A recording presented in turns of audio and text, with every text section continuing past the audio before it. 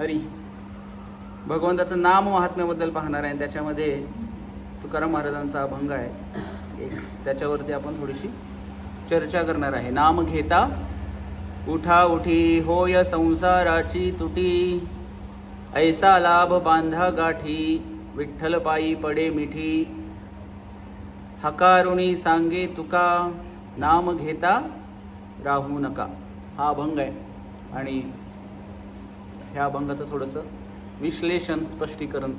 तसं तर हा उपदेशपर अभंग आहे, उपदेशपर, उपदेश केलेला आहे याच्यामध्ये तुकाराम महाराजांनी. तसं तर उपदेश करण्याची पण पात्रता असायला पाहिजे आणि ती तुकाराम महाराजांकडे होती. आणि उपदेशामध्येही दोन प्रकारचे उपदेश असतात. पहिला उपदेश सर्वसाधारण उपदेश आणि दुसरा विशेष उपदेश. सर्वसाधारण उपदेश हा सर्वसाधारण लोकांना केला जातो आणि विशेष उपदेश काही विशेष लोकांसाठी, जसं की कोणीतरी मोठे व्यक्ती असतील त्यांना एकांतामध्ये घेऊन काही गोष्टी सांगितल्या जातात, तर तो झाला विशेष उपदेश. आणि सामान्य उपदेश जो की अशा प्रकारे सर्वसामान्य लोकांसाठी सामान्य पद्धतीनं केलेला उपदेश. तर यामध्ये तुकाराम महाराज आणि हा जो उपदेश आहे आध्यात्मिक उपदेश हा सर्वांसाठीच. तर तसं कधी कधी कसं असतं की दोन प्रकारचे बाग वगैरे जर असेल तुमच्याकडे, शेती, आपण सगळे शेतकरीच आहात, तर शेतामध्ये कसं असतं की ठिबक सिंचन असतं. एका ठिकाणी त्या झाडाच्या मुळाला पाणी टप टप टप पडतंय, तर तो तशा प्रकारचा विशेष उपदेश कसा झाला, त्या सिंचनाप्रमाणे केवळ झाडाच्या मुळाला ते पाणी जातंय. आणि दुसरा आहे पाऊस पडतोय. पाऊस तर सगळीकडेच पडत असतो, पाऊस सगळीकडे पडतोय म्हटल्यानंतर तो तसाही उपदेश काही संतजन करतात. मग ते उपदेश कोणी घ्यायचा, ज्याला घ्यायचा किंवा ज्याला आवश्यक आहे त्यानं तो घ्यावा आणि त्याचं आयुष्याचं कल्याण करावं, असंही आहे. आणि काही लोकांना उपदेश, काही जणांचा उपदेश विशेष उपदेश, जसं त्या ठिबक सिंचनाप्रमाणे तसाही उपदेश आहे. तर विशेष तुकाराम महाराज या किंवा आजचा जो विषय आहे आपला नाम महात्म्य, तुकाराम महाराजांनी सांगितलं की नाम घेता उठा उठी होय संसाराची तुटी, हकारुणी सांगे तुका, नाम घेता राहू नका. हकारुणी म्हणजे हका मारून मारून मारून. जसं पूर्वीच्या काळामध्ये लोक काय करायचे गावामध्ये, आता एक सगळं मोबाईल आले, कुठलीही गोष्ट आपल्याला कोणापर्यंत पोहोचवायची असेल तर लगेच एक कॉल केला की लगेच या सत्संगला, एक कॉल मेसेज टाकला की लगेच कळते सत्संग आहे आज, तरी पण लोक येत नाहीत. तर त्यामुळे प्रत्येकाचा आवडीचा विषय असतो सत्संगला यायचं की नाही यायचं. आणि मग त्याच्यानंतर मग त्या सत्संगमध्ये ऐकायचं आणि त्यानंतर मग त्याच्या पुढची गोष्ट आहे ते अंमलात आणायचं. म्हणून भगवंत गीतेमध्ये म्हणाले, मनुष्यानाम सहस्रेषु कश्चिद यतती सिद्धये यततामपि सिद्धानाम कश्चिन माम वेत्ती तत्वता. हजारो लाखो लोकांमधून एखादाच मला शरण येईल. मग शरण जाणाऱ्यांची संख्या किती आहे? आता परवाची यात्रा झाली आपल्या गावची, यात्रेत किती लोक होते भरपूर जण होते.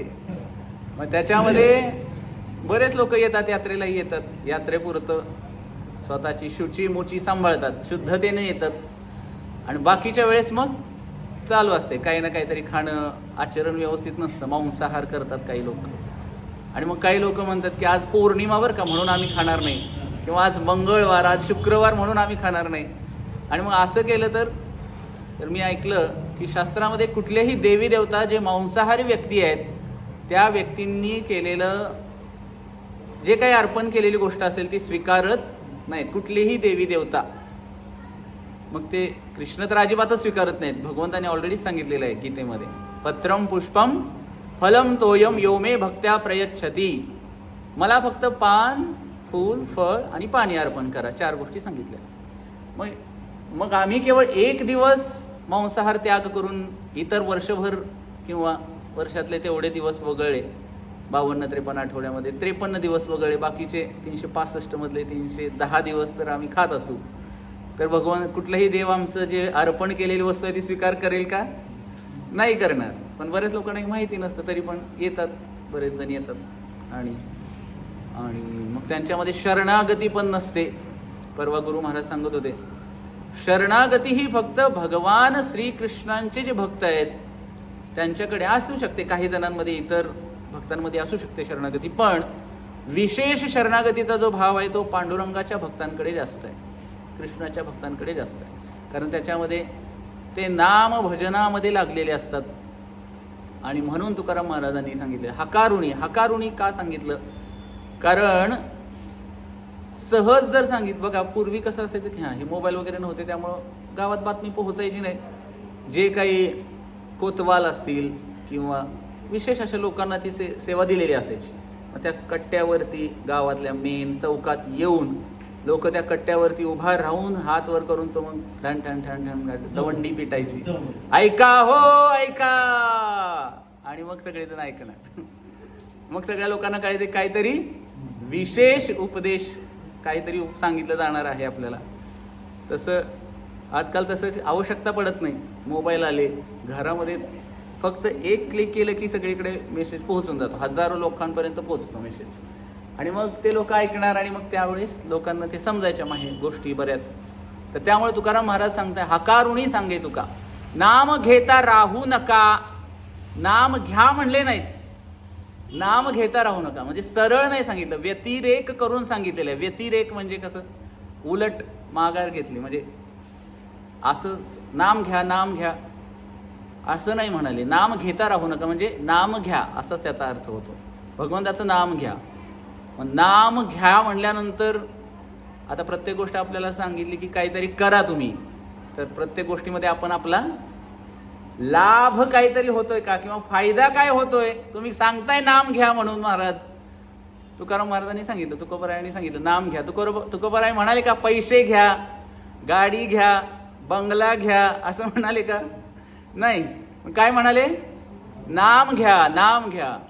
मग आता नाम तर आम्ही घेऊ, तुम्ही म्हणताय म्हणून घेऊ आम्ही नाम, मग आमचा काय फायदा होणार हो त्याच्यात? फायद्याशिवायच्या बिना फायद्याच्या गोष्टी सांगूच नका आम्हाला.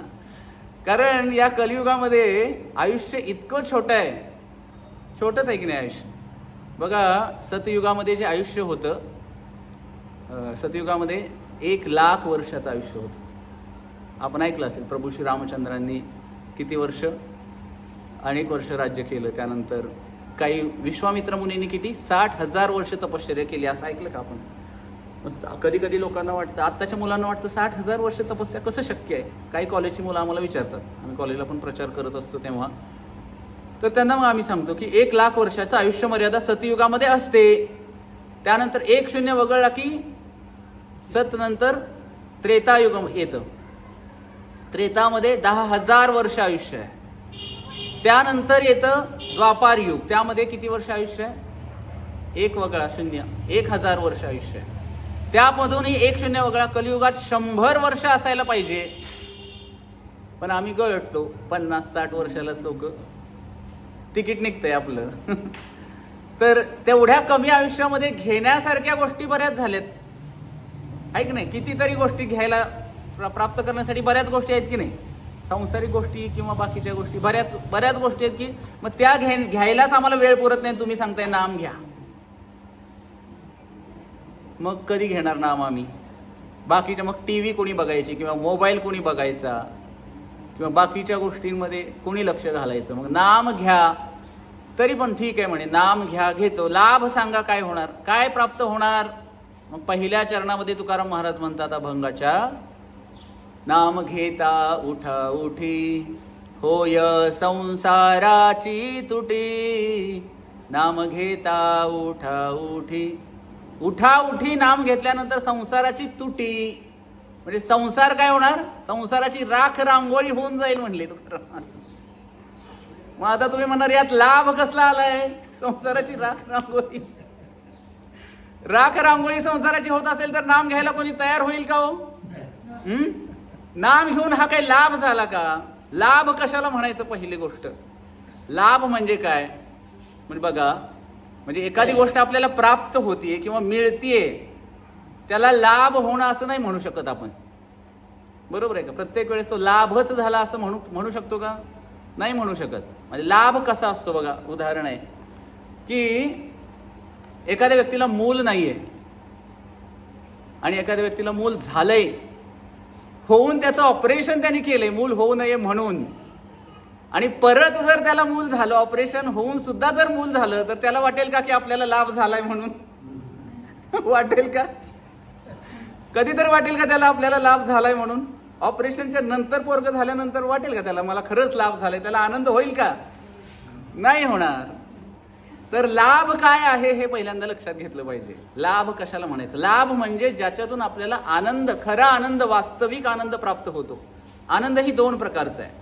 एक क्षणिक आनंद आहे आणि दुसरा आहे वास्तविक आनंद, जो केवळ भगवत भक्तीमधूनच प्राप्त होत असतो.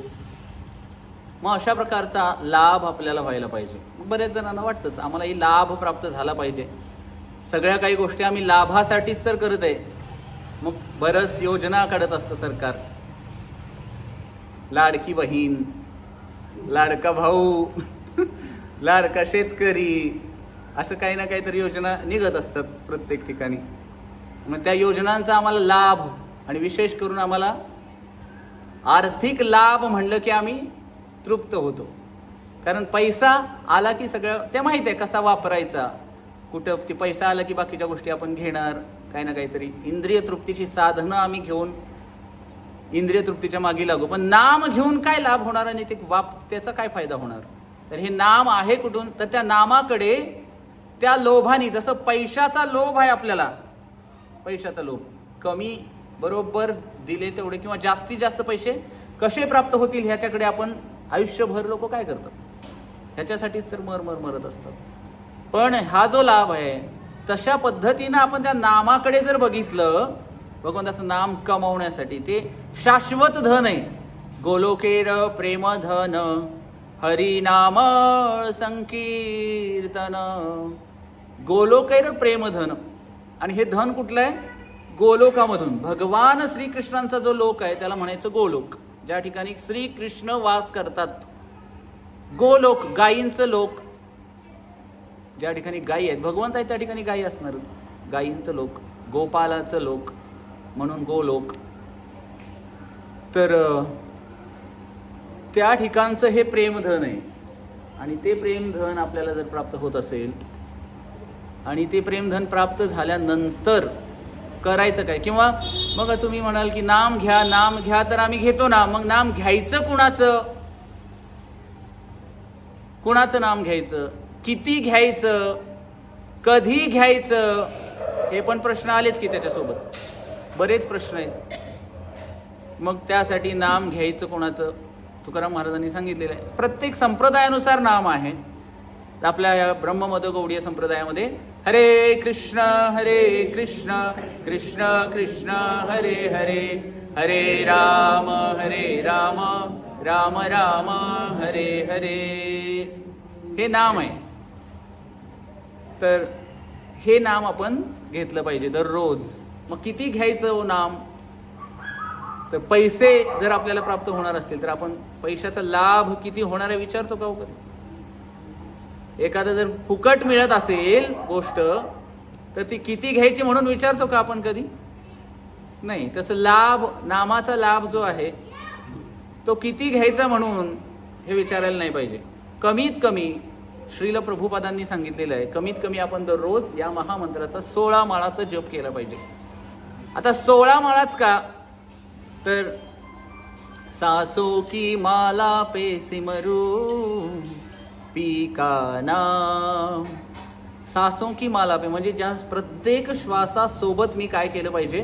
भगवंताचं नाव माझ्या मुखामध्ये यायला पाहिजे. प्रत्येक श्वासासोबत, जो श्वास घेतोय सोडतोय त्याच्यासोबत देवाचं नाव माझ्या मुखामध्ये यायला पाहिजे. आणि तेवढं नाम आम्ही घ्यावं. म्हणजे कमीत कमी 2 तास तरी जप केला पाहिजे आम्ही हरिनामाचा. आणि मग नाम घेता उठाउठी, संसाराची तुटी म्हणजे संसार तुटणार असेल तर लोक घाबरतील. संसार म्हणजे काय आहे नक्की? एक शब्द महत्वाचा आहे. आचार्य तुकाराम महाराज काही साधारण व्यक्ती नव्हते. संसार शब्द आला कुठून? धातू, सर्ग, उपसर्ग, विसर्ग, संस्कृत व्याकरण आहे. हा संस्कृत शब्द पण आहे. तसं संसार श्रू धातूपासून हा शब्द तयार झालेला आहे. श्रू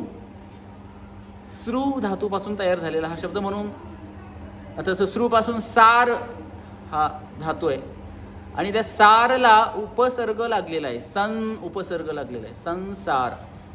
तर बघा एखादा व्यक्ती आहे, उपसर्ग असं विशेष स्थितीमध्ये हा उपसर्ग लागला जातो प्रत्येक शब्दाला. एखाद्या वेळेस आपण घाई गडबडीत आहे, पिशवी घेतली, स्टँडवरती गेलोय आणि गाडी लागली, एखाद्या बघण्याच्या नादामध्ये आपण पिशवी तिथं ठेवली आहे आणि गाडी बघायला गेल्यानंतर गडबडीत काय झाले की माघारी येऊन बघितल्यानंतर पिशवी गेली.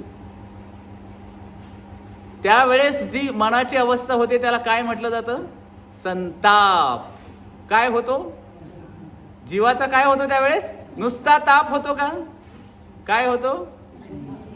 संताप होतो. संताप विशिष्ट रूपामध्ये तो ताप झालेला आहे, म्हणून त्याला सन असा उपसर्ग पुढे लावला. तापाच्या पुढे सन उपसर्ग लावलेला आहे. तर कधी कधी काहीतरी एखाद्या गावामध्ये विशिष्ट काय, या पार्टीचे लोक, त्या पार्टीचे लोक, या पक्षाचे, त्या पक्षाचे, असं म्हणून काही ना काहीतरी निवडणूक चालली असेल किंवा काहीतरी कार्यक्रम झाला की मग काय झालं, दोन पार्ट्या आल्या आणि मग त्यांनी काय केलं?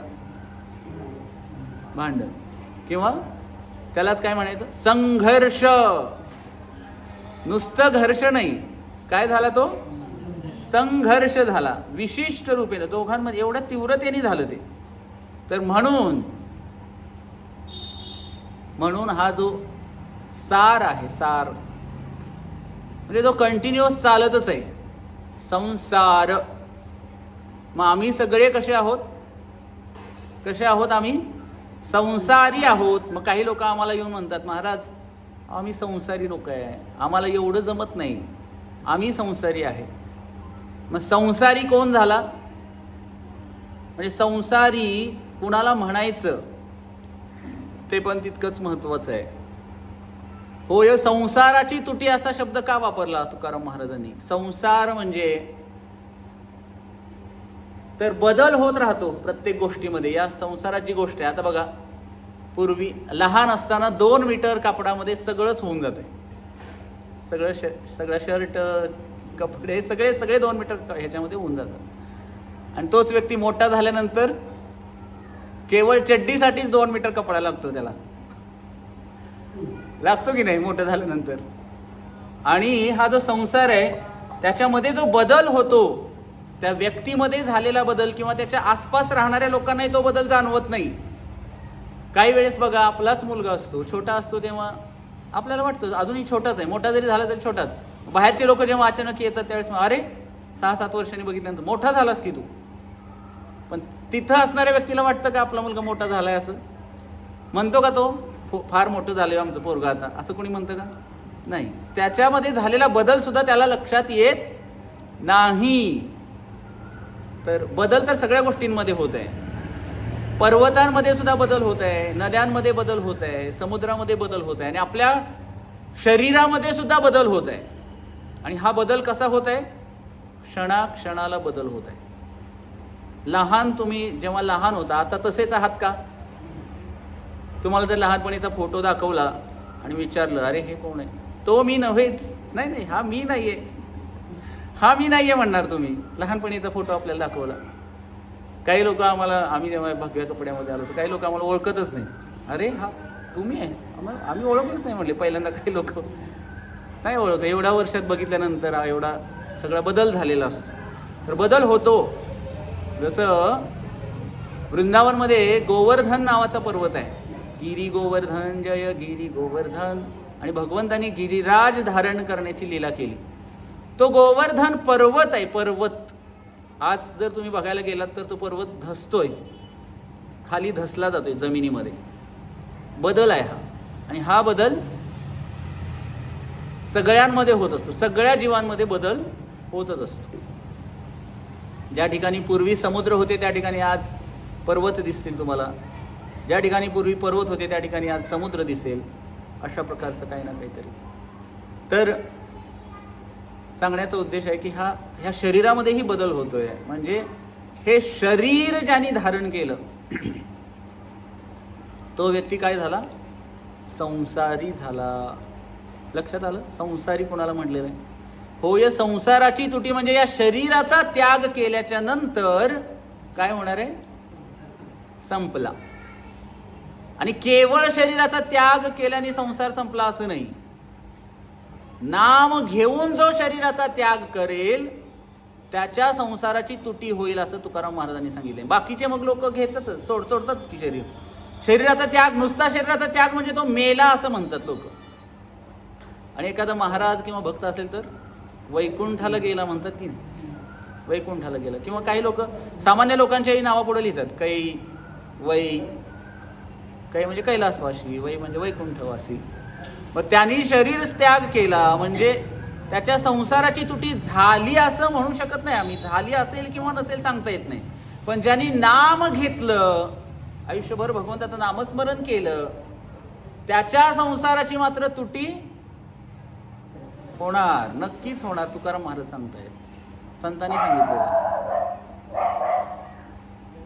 नाम घेता उठा उठी, चालता बोलता नाम घ्या, उठा उठी, बसता उठता, सहजासहजी जरी नाम आलं तोंडामध्ये तरी सुद्धा काय होणार आहे? संसाराची तुटी. एवढा मोठा लाभ होणार आहे आम्हाला. आणि जेव्हा या शरीराचा त्याग केल्यानंतर मग आम्हाला जेव्हा भगवंताची प्राप्ती होणार, तुझे पायी सुख सर्व आहे. आणि म्हणून पुढच्या चरणामध्ये काय म्हणलं? ऐसा लाभ बांधा गाठी, विठ्ठल पायी पडे मिठी. असा लाभ गाठी बांधा. आणि मग गाठी काहीतरी पूर्वी असं दिलं की सगळं कशात बांधून घ्यायचे? आठवड्यामध्ये. म्हणून गाठी बांधायला सांगितलं, लाभाची गाठी. आणि लाभ, आणि काय, कशाचा लाभ होणार आहे? सुखाची प्राप्ती. विठ्ठल पायी पडे मिठी, विठ्ठलाचे चरण आम्हाला प्राप्त होतील. जे की मनुष्य जीवनाचं लक्ष काय आहे? काय आहे लक्ष जीवनाचं? पैसा कमवायचा आहे, घर बांधायचं आहे, गाडी बंगला घ्यायचा आहे. काय काय मनुष्य जीवनाचं? मुलं बाळ, हाच संसार आहे का? संसार म्हटलं की लोकांना काय वाटतं बघा, त्या संसाराचा अर्थ आता मी जो सांगितला, ज्याला देहधारण, ज्या जीवाने देह धारण केलेला आहे तो झाला संसारी जीव, तो संसारीच झाला. आलं का लक्षात? मग संसार म्हटलं की लोकांना काय वाटतं? मुलं बाळ, घरदार, जमीन जुमला, पैसा अडका, एवढा ह्याला संसार म्हणतात लोक. हा संसार नाही. देहामध्ये एखादा आत्मा आहे तर तो संसारीच झाला जीव. आणि त्या देहातून जेव्हा बाहेर पडेल, हा देहच काय आहे? नश्वर तर आहे, पण दुःखाचं कारण काय आहे? हा देह आहे. दुःखाचं कारण आहे हा देह. या देहामध्ये जर आत्मा नसता तर आत्मा कसा आहे? शाश्वत सुखी आहे, सच्चिदानंद आहे आत्मा. सत म्हणजे शाश्वत, चित म्हणजे पूर्ण ज्ञानी, आणि आनंद म्हणजे पूर्ण आनंदमयी आहे. पण या शरीराला, या आत्म्याला दुःख कशामुळे होतंय? शरीरामुळे होतंय. आणि आम्ही स्वतःला काय समजतोय? शरीर समजतोय, आणि त्यामुळे दुःख आहे. मग जेव्हा आम्ही या शरीर स्तराच्या पुढे जाऊ, ब्रह्मभूत प्रसन्नात्मा न शोचती न कांक्षती सम सर्वेषु भूतेषु. ब्रह्मभूत प्रसन्नात्मा म्हणजे ज्याने स्वतःला जाणलं, मी शरीर नसून आत्मा आहे, ही आत्मसाक्षात्काराची पहिली पायरी. आणि जेव्हा नामस्मरण करायला चालू करू आपण, तेव्हा काय होईल की या शरीर स्तराच्या पुढे जाऊ आम्ही, म्हणजे आत्म्याच्या स्तरावरती जाऊ आम्ही एक दिवस. आणि मग त्यावेळेस जो आनंद होणार आहे, त्या आनंदाला सीमा नाही, आनंदेर सीमा नाही. आणि तो जो लाभ आहे, त्या लाभाबद्दल तुकाराम महाराज बोलत आहेत या ठिकाणी. ऐसा लाभ बांधा गाठी. आणि असा लाभ कुठे पैशाने विकत घेता येतो का? नाही. बरेच लोक श्रीमंत असतात, श्रीमंत असणारे लोक सुखी असतीलच असं नाही. बरेच लोक समजतात की पैशाने सुख विकत घेता येतं किंवा पैशाने सुखी होता येतं. आणि म्हणून सगळेजण ते पैशाच्या मागं लागलेत. मनी मनी मनी मनी मनी इज हनी. लोकांसाठी मनी काय आहे? पैसा म्हणजे काय? मनी इज हनी. आणि म्हणून मनी मनी मनी करत बसलेले आहेत लोक, पैशाच्या मागं लागले. मागं कशाच्या लागायला पाहिजे? भगवंताच्या मागं लागलं पाहिजे. आणि भगवंताच्या मागं लागल्यानंतर पैसा तुमच्याकडे येतो, आपोआपच येतो. जे भगवत भक्त आहेत ते कसे असतात? निर्भर असतात भगवंतावरती. त्यांना जास्त हे करायची गरज नाही. भगवत सेवा केल्यानंतर ज्या भगवंतांनी हे पूर्ण जग बनवलेलं आहे, त्या भगवंतांनी ज्यांनी तोंड बनवलंय त्याला चारा पण तोच देणार आहे. एखादं मूल जेव्हा जन्म घेतं, त्या आईच्या स्तनामध्ये बरोबर त्याच वेळेला काय होत असते? दूध येते. सगळ्या आई गाईच्या शरीरामध्ये, एखाद्या स्त्रीच्या शरीरामध्ये बरोबर त्याच वेळेला दूध येतं. त्या आईला पाना फुटतो त्या पोराचा जन्म झाल्यानंतर. ही कोणाची अरेंजमेंट आहे? भगवंताची आहे. मग आम्हाला देवाने जन्म दिलाय तर आमच्यासाठी काही चारा देणार नाही का भगवंत? अर्थातच त्याच्यासाठी आम्हाला नित्यकर्म करावं लागेल, पण केवळ त्या पोट भरण्यासाठी जर आम्ही मरत असू तर मग सामान्य प्राण्यांमध्ये ना आमच्या मनुष्य होण्यामध्ये काय फरक आहे? मनुष्य जन्म भेटला कशाला? परमार्थाचं धन गोळा करण्यासाठी. मग आम्ही काय करतोय? पै गोळा करून बँकेत साठवतोय, बँकेत नावावरती करतोय. आणि मरायच्या वेळेस ते धन काय येणार आहे का सोबत? पण हे नामधन सोबत येणार आहे. मृत्यूच्या वेळेस येणारं धन कोणतं असेल सोबत? तर नामधन आहे. म्हणून मीराबाई काय म्हणतात? पायोजी मैने राम रतन धन पायो, वस्तु अमोलिक दी मेरे सतगुरु, और कृपा अपनायो, पायो जी मैंने राम रतन धन पायो. त्या मीराबाईंकडे काय कमी होतं? तरी सुद्धा रस्त्यावरती येऊन वैराग्य होतं त्यांच्याकडे.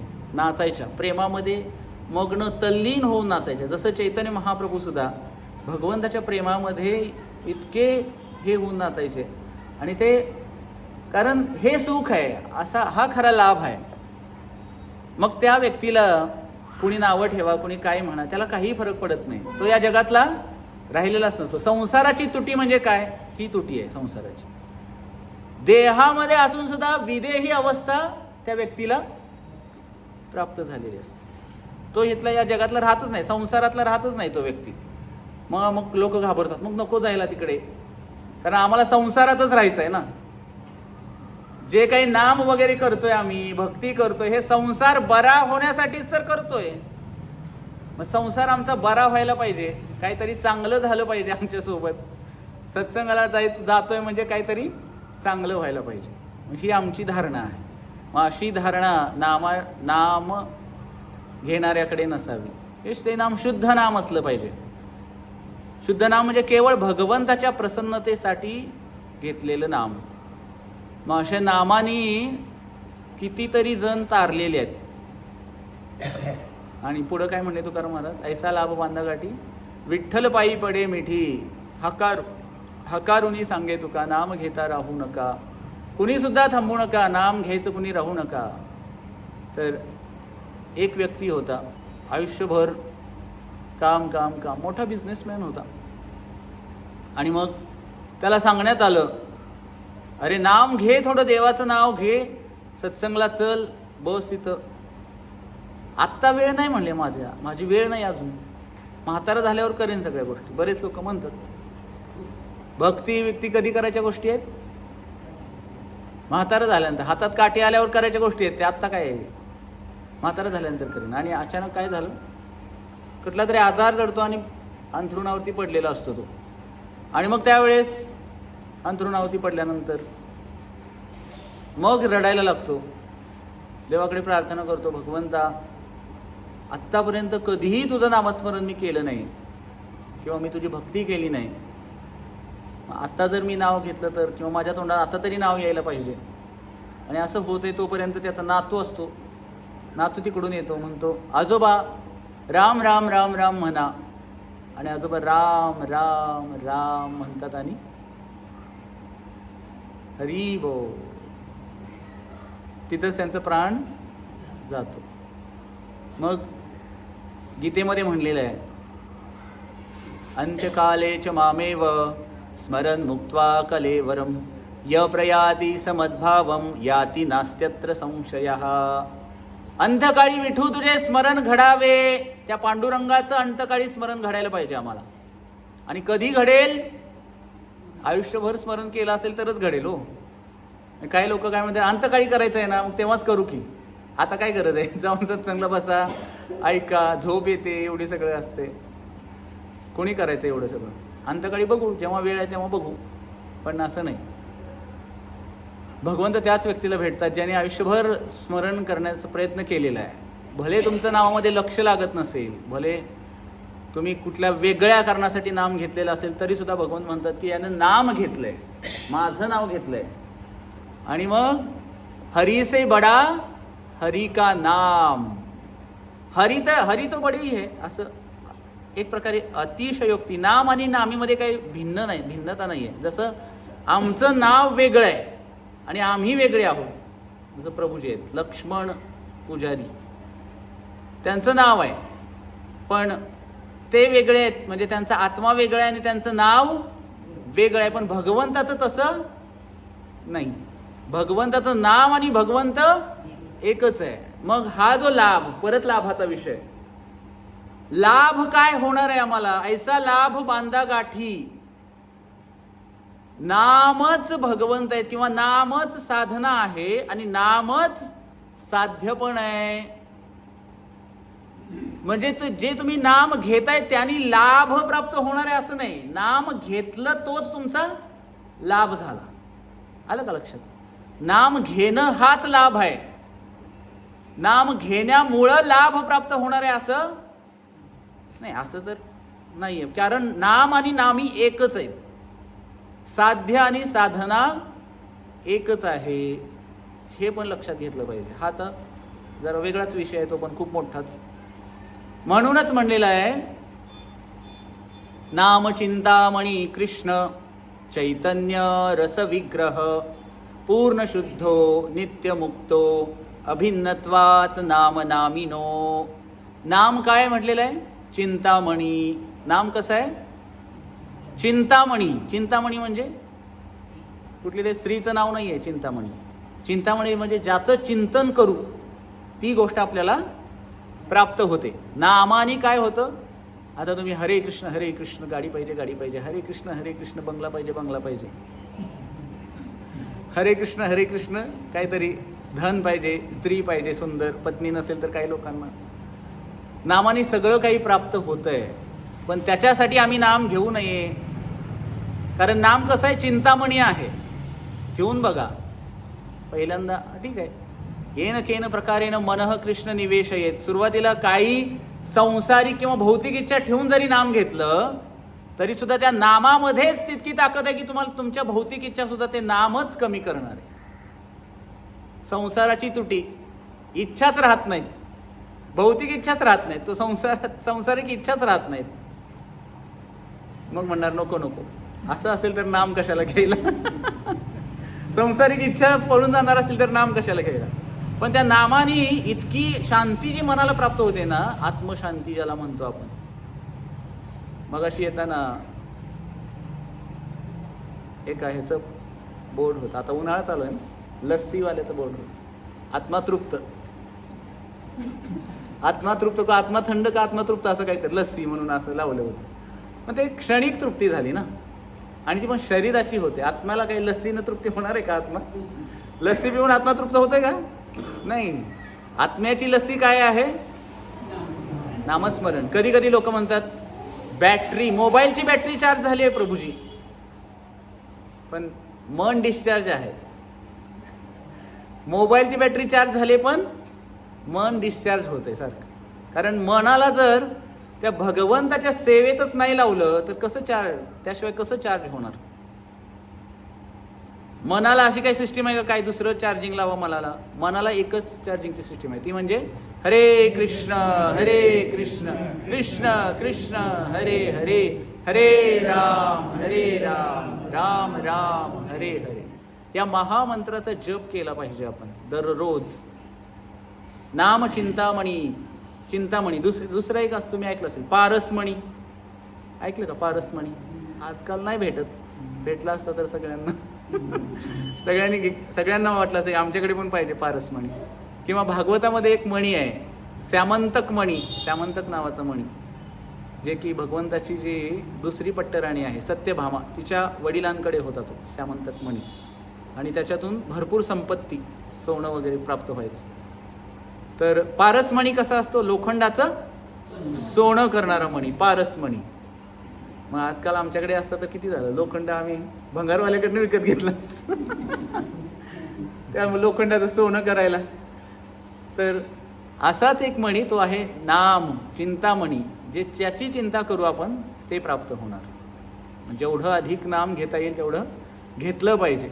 उठा उठी, बसता उठता, दळता कांडता भांडता, हरी बोला देता, हरी बोला घेता, सदा सर्वदा हरी, सतत हरी हरी हरी हरी हरी हरी नामाचं उच्चारण करत राहिलं पाहिजे.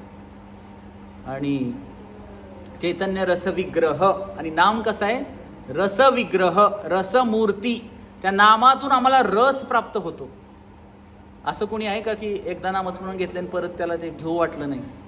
अर्थातच सुरुवातीला त्रास होतो बऱ्याच वेळेला, कारण आपण आपलं मन किंवा आपलं मन पापी आहे, किंवा आम्ही इतकं पाप केलेलं आहे की ते नाम आम्हाला कडू वाटतं सुरुवातीला. जसं कावीळचा रोगी असतो, कावीळ, त्याला खाण्यासाठी दिलं जातं ऊस. त्याला ऊस सुरुवातीला दिल्यानंतर त्याला तो ऊस कसा वाटतो? गोड वाटतो. सुरुवातीला कडू वाटतो, आणि जसं कावीळ बरी होत येईल तसं तसं इतका गोड वाटतो की त्याला तो परत सोडूच वाटत नाही. तसं नामधारकाचं आहे. सुरुवातीला नाम घ्यायला लोक म्हणतात अहो 16 माळां पोटात गोळा येतोय प्रभूजी, 16 माळा करायचे म्हणजे लय अवघड गोष्ट आहे. पण एखादा व्यक्ती जर 16 पर्यंत पोहोचला तर त्याला परत जर म्हणला तुम्ही नाम सोडून दे, नाम काही नामात हे नाही म्हणणार तो. नाम आता सुटू शकत नाही, वेड लागले, वेड. नामाचं काय झालंय? आम्ही वेडे झालो. आम्ही वेडे कुणासाठी? पांडुरंगासाठी, तुझ्यासाठी आले वनात कान्हरे. मग त्या पांडुरंगासाठी आम्ही कुठे जाणार? पंढरपूरला जाणार. कसे? चंद्रभागेच्या वाळवंटी. आणि कसं? पांडुरंगाच्या दरबारी बाई हसत नाचत. ही नामाची कृपा आहे. नाम काय करतं आपल्याला? नाम से धाम तक. नामस्मरण केलं की आम्ही कुठं पोहोचणार? धाम म्हणजे भगवंताच्या धामामध्ये पोहोचवतं ते नाम आम्हाला. आणि म्हणून त्या नाम कसं आहे? रसवर्धक आहे, रसवर्धक. किती रस आहे त्या नामामध्ये? अथांग. समुद्र कसा असतो? समुद्र किती मोठा आहे, तसं नामाचा सागर आहे. नाम हे सागर आहे. आणि त्याचं मग तुम्ही जे नाम घेतल्यानंतर काय? जसं वाल्याचा काय झाला? वाल्मिकी झाला. आपल्याला सर्वांना माहिती. कशामुळे झाला? नामस्मरणामुळे. तर नारद मुनी एकदा त्या जंगलातून जात असताना त्या ठिकाणी एक शिकारी अर्धमेल्या अवस्थेत प्राण्यांना मारून टाकलेलं होतं सगळ्या. आणि मारलेले प्राणी असे विवळत एकदम जखमी होऊन तडफडत होते. नारदांना वाटलं की कोण अशी अवस्था केली असेल या प्राण्यांची? दुःखी असतात संत. आणि त्यांनी पुढं गेल्यानंतर तो शिकारी तिथं दिसला त्यांना. आणि दिसल्यानंतर विचार, ए बाबा असं का करतोयस? हा आमचा धंदा आहे म्हणे, हा आमचा व्यवसाय आहे.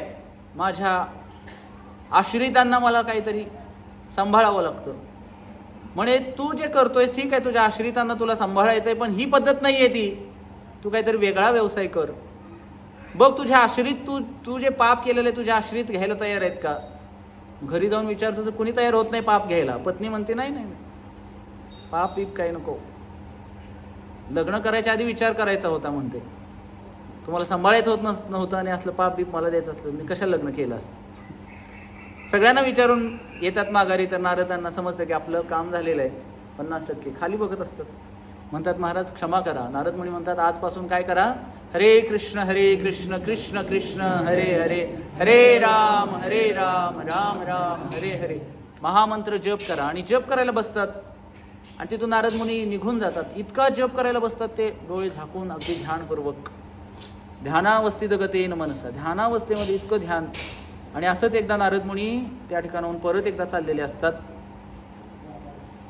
आणि चालल्यानंतर त्यांना कुठून तरी असा नावाचा आवाज,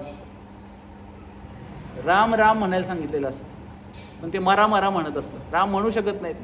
कारण चिंतनामध्ये काय होतं, मारा मारा मारा मारा मारा, मारण्याचं चिंतन होतं. आणि म्हणून ती काय म्हणली, तू मरा मरा मरा म्हण.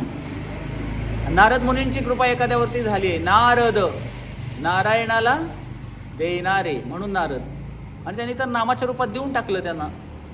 आणि मग ते राम राम राम राम राम राम राम राम राम मरा मरा मरा मराचं राम राम झालं ते. आणि मग इतकं नाम घेतलं. आणि मग नारद मुनींना हे आल्यानंतर नारद मुनी जवळ जातात, पूर्ण अंगावरती असं वारूळ झालं होतं. जाऊन ते काढलं जातं तर म्हणे, अरे हा तर माझा शिष्य, उठ म्हणे वत्सा. आणि जेव्हा गुरुदेवांचा आवाज ऐकतात ते, तर तिथून नारद मुनी थोडे लांबच असतात. आणि तिथून तेव्हा ज्यांना यायला वेळ लागतो तर त्यावेळेस विचारतात की काय झालं एवढा उशीर. तर म्हणे पायात येताना मुंग्या होत्या, त्या मुंग्यावरती माझं पाऊल पडू नये आणि त्या मुंग्या मरू नयेत म्हणून मी असं वाट इकडं तिकडं मला यायला थोडा वेळ लागला, बघून पावलं टाकत होतो. इतकी जीवे दया, इतकी करुणा त्या हृदयामध्ये आली. जो व्यक्ती अगोदर प्राण्यांना जीव मारत होता तो आता मुंगी सुद्धा मरू नये म्हणून एवढा सूक्ष्म विचार करायला लागला. आणि एवढा हृदयामध्ये बदल झाला, हृदय परिवर्तन. आजकाल अभियान आहे, मोठं अभियान चालू आहे, भारत स्वच्छता अभियान. भारत स्वच्छता अभियान. आम्ही एकीकडे भारताला स्वच्छ करायला निघालो, पण आमच्या हृदयाचं काय? हृदय स्वच्छ झालं तर भारत स्वच्छ लवकर होईल की नाही? होईल की नाही? प्रत्येकाचं हृदय स्वच्छ झालं तर. मग कितीही लोकांना सांगा कचरा रस्त्यावर टाकू नका, बरोबर लोक काय करणार? आपल्या घरातला कचरा रस्त्यावरच आणून टाकतात. काही लोकांना तुम्ही सांगा जे सिगारेट, तंबाखू, गुटखा खाणार, थुंकू नका लिहिलेलं असतं तरी तिथं जाऊन थुंकणार. का? असं अज्ञानी आहेत लोक, जाणून बुजून करतात ते. का? तर हृदय स्वच्छ नाहीये, त्यांना हे ज्ञान नाहीये या सगळ्या गोष्टींचं. चिंतामणी रसविग्रह नाम आहे, पूर्ण शुद्धो. नाम कसं आहे? शुद्ध आहे. भगवंत पण कसे आहेत? शुद्ध आहे. जसं अग्नी असते, अग्नीच्या जवळ गेलं की काय होतं? अग्नी शुद्ध करते प्रत्येक गोष्टीला. किंवा पाणी पण शुद्ध करतं प्रत्येक गोष्टीला. कुठल्याही अस्वच्छ गोष्टीला हे केल्यानंतर, स्पर्श केल्यानंतर आपण पाण्याने स्नान करतो की नाही? तर तसं नाम आहे, पूर्ण शुद्धो नित्यमुक्तो. नाम कसं आहे? नित्यमुक्त आहे. तसं नाम घेतल्यानंतर आपणही काय होणार? शुद्ध होणार. आणि नाम घेतल्यानंतर आम्ही काय होणार? कल्मश हृदयातली धुतली जातील. चैतन्य महाप्रभू म्हणाले, चेतो दर्पण मार्जनम भवमहादावाग्निर्वापणम श्रेय कैरव चंद्रिका वितरणम विद्यावधू जीवनम. चेतनेच्या दर्पणाचं, मनाची स्वच्छता करणारं आहे नाम. जय श्रीराम म्हणलं की हो गया काम. राम म्हणलं की आम्हाला आराम भेटणार किंवा मनाला शांती भेटणार आहे. म्हणून राम नाम घेतलं पाहिजे. पूर्ण शुद्ध नित्यमुक्त अभिन्नत्वात नाम नामिनो. नाम आणि नामी वेगळं नाही. जसं तहान लागली की पाणी पाणी पाणी म्हणत बसल्याने तहान भागणार आहे का? नाही. पण आत्म्याची जी तहान आहे ती त्या हरिनामानी भागवली जाते. आणि याचं उदाहरण, एका हरिनामे अवघी चिंता वारली, किंवा एक जरी नाम घेतलं तरी आपण हजारो जन्माच्या पापातून मुक्त झालो आम्ही. म्हणून वाल्याचे वाल्या कोळीचे वाल्मिकी झाले. आणि इतकं हृदय परिवर्तन झालं म्हणून रामायणामध्ये त्यांना ते वाल्मिकींचा प्रसंग, रामायणाचा प्रसंग आहे की त्यामध्ये वाल्मिकी ऋषी गेलेले होते बाहेर जंगलामध्ये, आणि क्रौंच नावाचे पक्षी आणि ते दोघं नर आणि मादी झाडावरती एकमेकांशी आलिंगन करत होते.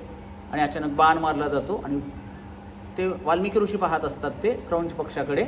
आणि मारलेला बाण त्यानंतर तो नर पक्षी मरतो आणि ती मादी इतकी विव्हळ होते, आक्रांताने रडायला लागते. आणि मग त्यावेळेस त्या वाल्मिकी ऋषींच्या मुखातून आपसुकच, त्याने असं प्रयत्न करून नाही, श्लोकांची एक श्लोक बाहेर येतो. म्हणजे संतापानीच येतो तो श्लोक, पण संतापानी श्लोक बाहेर येतो, विशिष्ट रचनेतला एक श्लोक बाहेर येतो. आणि त्यावेळेस ते विचार करतात असं कसं काय झालं, मला तर राग पण आला एकतर आणि श्लोक बाहेर पडला संतापाने. मग ते त्यावेळेस त्यांना कळतं की ही भगवंताची कृपा झाली आहे माझ्यावरती, की त्यावेळेस मग ब्रह्माजी प्रकट होतात आणि म्हणतात की तुला निवडलं गेलेलं आहे, तुला रामायण लिहायचं आहे म्हणून. तर त्या वाल्मिकींचं सिलेक्शन झालं. कशासाठी? रामायण लिहिण्यासाठी. जे रामायण अजर अमर आहे, भगवंताची लीला. तर अशा प्रकारे जो नाम घेतो, नावामध्ये शक्ती आहे, नामामध्ये इतकी शक्ती आहे. किती शक्ती आहे? अभिन्नत्वात नाम. जेवढी भगवंतामध्ये शक्ती आहे तेवढी नामामध्ये शक्ती आहे.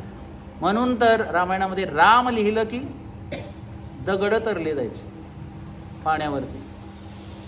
मग आम्ही पण राम म्हटलं की आम्ही पण या भौतिक जगातून तरून जाऊ शकतो, म्हणून आम्ही भगवंताचं नाव घेतलं पाहिजे. आणि मग भागवतामध्येही काही श्लोक आलेले आहेत. पुढच्या वेळेस आपण काही श्लोकांचं चर्चा करूया.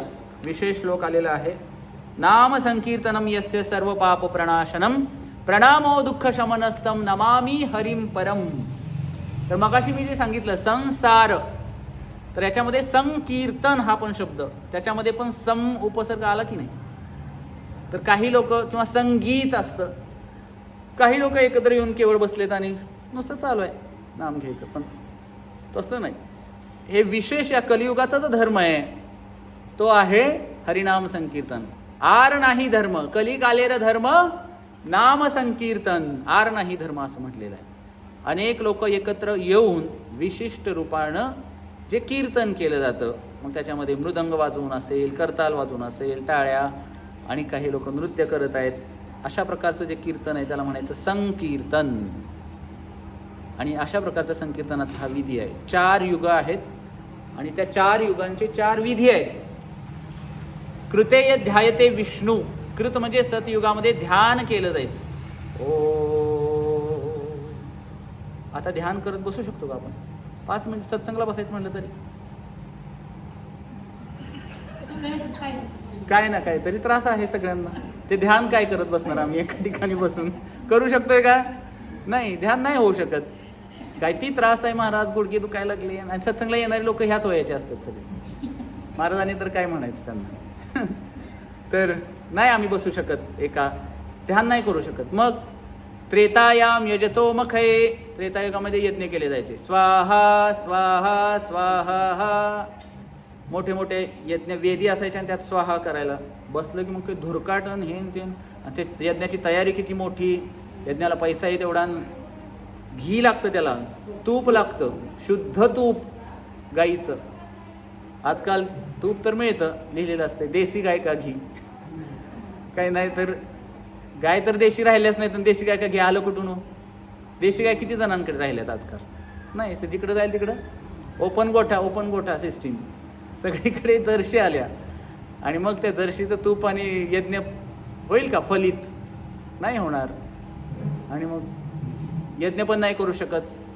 द्वापारे परिचर्यायाम, अनेक गावामध्ये मोठी मोठी मंदिर आहेत, त्या मंदिरात कोण जातच नाही. पत्ते खेळणारी लोक बसलेले असतात किंवा काही ठिकाणी दारुडी लोक बसलेली असतात मंदिरामध्ये, कुत्री झोपलेली असतात काही लोक मंदिरामध्ये. तसं मंदिरं तर भरपूर आहेत, पण श्रील प्रभुपादांची जी मंदिरं आहेत इतकी सुंदर सिस्टीम प्रभुपादांनी सांगितली. त्यामध्ये राधाकृष्णाची सेवा होत असते, आश्रम पद्धत, त्या ठिकाणी कशी सेवा करायची हे सुद्धा प्रभुपादांनी सांगितलेलं आहे. अनेक लोक दर्शनासाठी येतात, कथा कीर्तन, जिवंत मंदिर आहेत. गावामधली मंदिर मग वर्षातला एक वार्षिक सोहळा होत असतो. प्रत्येक गावात मंदिर आहेत. मारुतीचं मंदिर आहे, कशाचं मंदिर आहे, कशाचं मंदिर आहे, कशाचं मंदिर आहे. वार्षिक यात्रेच्या उत्सवाच्या वेळेसच काही मंदिरामध्ये अशा अर्थातच चांगली मंदिरे आहेत बऱ्याच ठिकाणी, पण जिथं सेवा पूजा होत नाही अशी ओसाड पण मंदिरं पडलेली भरपूर आहेत. मग पूजा अर्चा कधी करणार आम्ही? म्हणून कलौतद हरी कीर्तनात, कलियुगामध्ये केवळ हरीच्या नावाचं कीर्तन, म्हणजेच हरे कृष्ण कृष्ण कृष्ण हरे हरे, हरे राम राम राम हरे हरे. म्हणून तुकाराम महाराजांनी सांगितलं, ऐसा लाभ बांधा गाठी, संसाराची तुटी होणार, लाभ प्राप्त होणार आणि विठ्ठल पायी पडे मिठी. पांडुरंगाचे चरण, जे की जीवनाचं ध्येय आहे. भगवंतांना प्राप्त करणं हे मनुष्य जीवनाचं ध्येय आहे. नाहीतर बऱ्याच लोकांना हे पण माहिती नसतं काय करायचं आहे, काय करायचं आहे. संसार करायचं आहे म्हणतात लोक, संसार. पण त्या संसारी असा तुम्ही काही असा, पण तुम्ही जर नाम घेत नसाल तर काही उपयोग होणार नाही. म्हणूनच हा एक श्लोक आपण बघूया आणि आपण थांबूया. त्यामध्ये म्हणलेलं आहे की न नाम सदृशम ज्ञानम न नाम सदृशम व्रतम. नामासारखं दुसरं ज्ञानच नाही. किंवा तुम्हाला नामाचं ज्ञान झालं म्हणजे सगळं ज्ञान झालं तुम्हाला, किंवा नामच कृष्ण आहेत किंवा नामच भगवंत आहेत हा जर विश्वास बसला तर पूर्ण ज्ञानी झालात तुम्ही. न नाम सदृशम व्रतम. व्रत असतात वेगवेगळे. वैभवलक्ष्मीचं व्रत काही जण करतात, काही जण सूर्यनारायणाचं व्रत करतात, काही जण वेगवेगळे व्रत आहेत, व्रत वैकल्य करतात. तर त्या नामस्मरणासारखं दुसरं कोणतंही व्रत नाही. पुढे म्हटलेलं आहे न नाम सदृशम ध्यानम न नाम सदृशम फलम. ध्यान करायचं असेल तर नामाचं ध्यान करा, भगवंताचं नाव. विशेष नाम म्हणजे इथं फक्त भगवंताचं नाव आहे बरं का. राम कृष्ण ह्याच्या नामांबद्दल बोललं जातं, यांच्याविषयी बोललं जातं. न नाम सदृशम फलम. नामासारखं फळ दुसरं कुठलं नाहीये. न नाम सदृश्य त्यागो न नाम सदृश्य शमः. नामासारखी दुसरी तपस्या नाही आणि नामासारखं दुसरं पुण्य नाही. न नाम सदृशम पुण्यम न नाम सदृशम गती. ही नाम घेतल्यानं जी गती प्राप्त होणार आहे, परमगतीला पोहोचणार आहोत आम्ही, म्हणजे आम्ही भगवंताला प्राप्त करणार आहोत. आणि म्हणलेलं आहे पुढं नामैव परमा मुक्तीर नामैव परमा गती नामैव परमा शांतीर नामैव परमा स्थिती. नामच आम्हाला मुक्ती प्राप्त करून देणार आहे, नामच भक्ती प्राप्त करून देणार आहे, नाम शांती प्राप्त करून देणार आहे. आणि सगळ्यांना हवं काय आहे? सुख आणि शांतीच हवी आहे आम्हाला. मग त्यासाठी काय करावं लागेल? नामस्मरण करावं लागेल. नामैव परमा भक्तीर नामैव परमा मती. ही परममती, जी मती, जी बुद्धी कृष्ण चरणाशी लागली जाते तशी बुद्धी नामच प्रदान करणार आहे. किंवा ज्या व्यक्तीचं नाव घेऊ त्याच व्यक्तीचं काय होणार आहे? चिंतन. काळ सारावा चिंतन आहे. आणि चिंतन म्हणजे त्या ठिकाणी चिंतन जे करायचं कशाचं चिंतन आहे? नामाचंच चिंतन करायचं आहे. आणि म्हणलेलं आहे नामेव परमा प्रीती नामेव परमा स्मृती. ही भगवंताच्या स्मृतीचं साधन आहे नाम. नामेव कारणम जंतोर नामेव प्रभुरेवच नामेव परम आराध्यो नामेव परमो गुरु. परम गुरु नामच आहेत आणि सगळ्यांचे आराध्य सुद्धा नामच असायला पाहिजेत. आणि या कलियुगामध्ये विशेष नामच. आणि म्हणून स्वतः भगवान श्रीकृष्ण चैतन्य महाप्रभूंच्या रूपामध्ये 540 वर्षापूर्वी पश्चिम बंगाल मायापूर या ठिकाणी स्वतः आले आणि स्वतः ह्या नामाचा प्रचार केला. भगवंत बघा स्वतःच आले भगवंत, स्वतःच्या नावाचा स्वतःच प्रचार केला चैतन्य महाप्रभूंनी. हरे कृष्ण कृष्ण कृष्ण हरे हरे हरे राम राम राम हरे. स्वतःच इतकं नामामध्ये रमले, नामामध्ये दंगले, नामामध्ये रमले, नामामध्ये त्या नामाच्या कीर्तनामध्ये इतके गुंगले. आणि जे नामकीर्तनामध्ये सुख आहे ते दुसरं कशातच नाही या कलियुगामध्ये. विशेष करून नाम संकीर्तनात भगवत प्राप्ती आहे. तर त्यामुळे आपण नामस्मरण करत राहिलं पाहिजे. हरे कृष्ण. श्रील प्रभुपाद की, ग्रंथराज श्रीमद भागवतम भगवद्गीता की, उपस्थित भक्त वृंद की, संत श्रेष्ठ तुकाराम महाराज की, निताई गौर प्रेमानंदे. हरे हरि बोल. हरे कृष्ण.